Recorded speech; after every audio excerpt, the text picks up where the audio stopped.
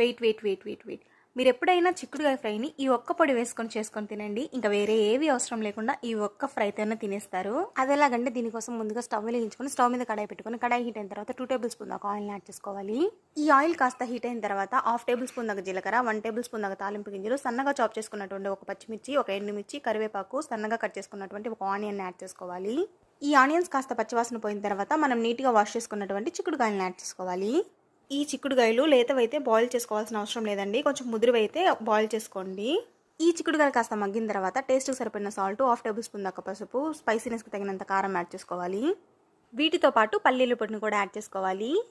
పల్లీల పొడి అంటే పల్లీలు, పుట్నాలు, ఎండు కొబ్బరి, ఎండుమిర్చి అండ్ అలాగే వెల్లుల్లిని యాడ్ చేసుకొని పౌడర్ లాగా చేసుకొని ఆ పొడిని యాడ్ చేసుకోవాలి.